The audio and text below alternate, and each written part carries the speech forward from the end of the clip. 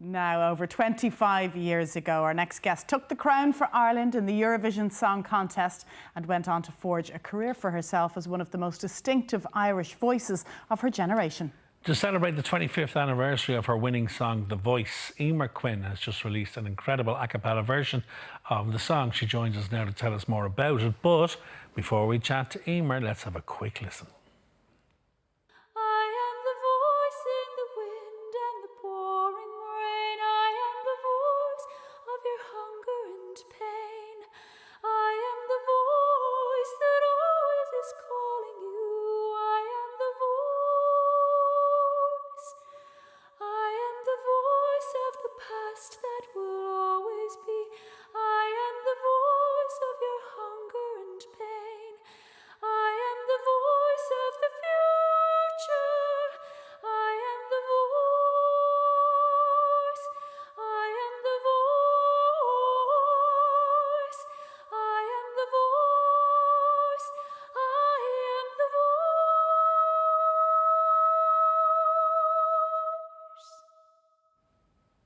Well, isn't that a beautiful sound to wake up to? A very good morning to you, Eimear Quinn.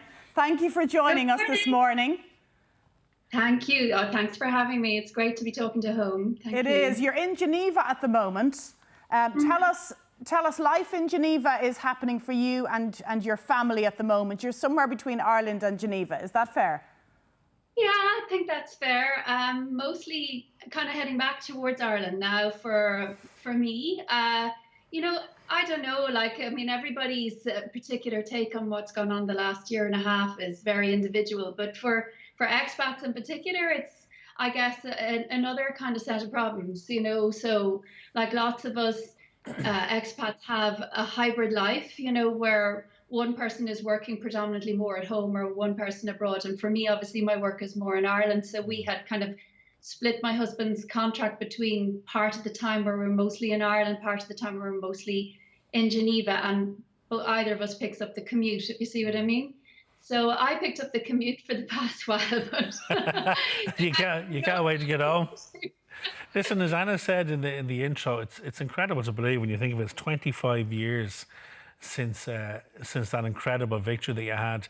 Take us back to '96 and to that time, Eimear. It must have been, obviously, it was a life-changing experience. But what was it like to live through that at the time? It was incredible, actually, because I was a student. I was in Maynooth, in Maynooth University, and I was singing with Anuna, and I was singing a little bit, beginning to kind of cut my teeth professionally, I suppose, studying classical song. I really desperately wanted to be a professional chorister. That was my dream, to sing in like the 16 or the Talis Scholars, and I really wanted to go to London and do that. And so I had not any expectation to do something like this. I was singing with Anuna, so professional choir. I adored singing with Anuna. I recorded a couple of albums with them. It was when I was singing a concert with them that Brendan Graham, who wrote The Voice, he was in the audience and he had the song and it had been accepted into the National Song Contest. So he was looking for a singer and he heard me singing and he thought we'd be a good fit. And of course, I thought he'd chosen the wrong person. I was like, are you sure? I don't know if I could do that. So he said, no, I think you can. So he kind of held my hand through it, you know, and he encouraged me tremendously. And it was just a mind-blowing, life-altering experience. The Eurovision is a phenomenal event. Like, there's nothing like it. There really is nothing like it in the world. In fact, the American broadcasters now optioned it. They're going to do an American version of it. And there really is nothing quite like it. You know, it'll be state to state over there, but this whole, you know, each country sending something, it's kind of like the Olympics of light entertainment. It absolutely is. It's a spectacular event. And you were part of it when I think we were all consuming it. It was peaking, I think, then. But was it fair to say you were back in university on the Monday, sitting down at an exam table doing your exams? You're right. How do you focus? Do you know, it was very useful to me to have a focus because I felt like I had literally, you know, I was at was originally in the audience in the circus, and then somebody put me up on the flying trapeze. Do you see what I mean? So that was what it felt like. So to me, actually going back to do the exams was great, but it was frustrating for the people who were pushing the song. I remember, because the song made the UK top 40, which Eurovision winners didn't really do very often at that time. So I was supposed to go and do Top of the Pops and all that. So I was like, no, I have my exams. The success of the song in the UK, you garnered fans from everywhere. And no less than Prince Charles, who has been quoted as saying that it's one of his favourite pieces of music of all time. That's phenomenal.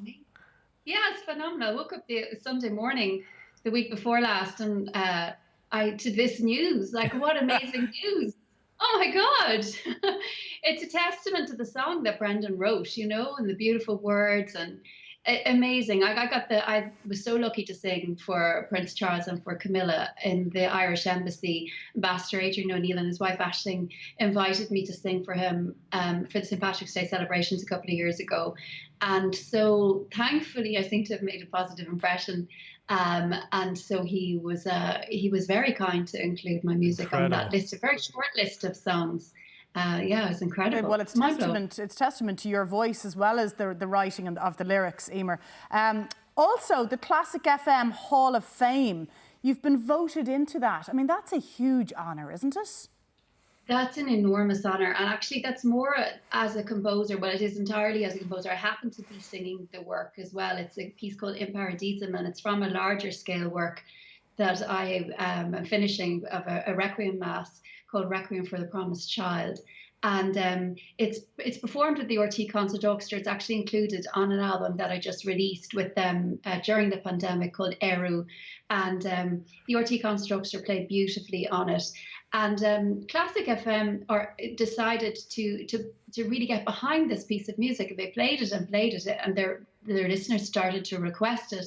And they do this extraordinary poll of classical music taste in the run-up to the Easter weekend, and where people vote their favorite compositions of, you know, from the masters, from Beethoven, Mozart, everybody. And so predominantly the music, it's 300 pieces of music, predominantly the music is from the masters, as it should be. But then it is from also some living composers. But sadly, very few female composers. So out of 300 works, there were only 5 female composers chosen, Clara Schumann being the only dead one, and then there are 4 living, and I happen to be one of them. It was mind-blowing. It's actually the thing that's most precious to me in my work, to be recognized as a composer in this regard by these listeners who really love their music. Tell us about the process of putting that album together, and indeed working with the National Concert Orchestra. I've had the pleasure myself of standing in front of them and singing. It's nerve-wracking, to say the least, but they're an incredible body of men and women, aren't they? Amazing, yeah. And so many of them are friends, actually, who've been working together my whole career, you know. And actually that's what spurred this thing in many ways, is because I had this lovely working relationship with them for this time, and actually also singing the voice with them.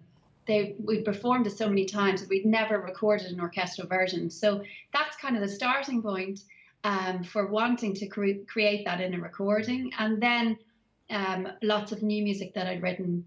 I performed that work in Paradisum with them live also.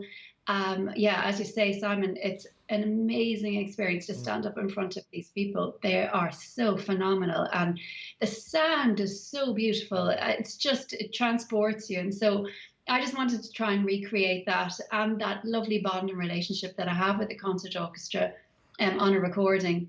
And so it ended up being this really lovely collection, I feel, of some music that I have been performing for a while, and then a lot of new stuff, but very much this kind of classical crossover album, but absolutely with an Irish slant. So it's very singular in that way, that it's all Irish music. Every single piece of work on it is Irish or by an Irish composer or traditional. We're going to give Irish. out all the details, Eimear, here, but on behalf of all of the women in Ireland, you might just give us a one line on your anti-aging secrets, because it's a quarter of a century since you won the Eurovision and you haven't aged a day. So in a sentence, what's the trick? I don't know what you're talking Clean living and a monastic lifestyle, Eimear, no doubt. Listen, thanks a million for taking the time to join us this morning. Continued success, and hopefully we'll see you home very soon. Oh yeah, really soon, in the next couple of months. Yeah, it's so nice to talk to you both, and enjoy the sunshine. Take care, Thank you, Eimear. Eimear. Now, Eimear's a cappella version of The Voice is now available to download on all streaming platforms. Right, lots more still to come on Ireland AM. See you back here in a couple of minutes.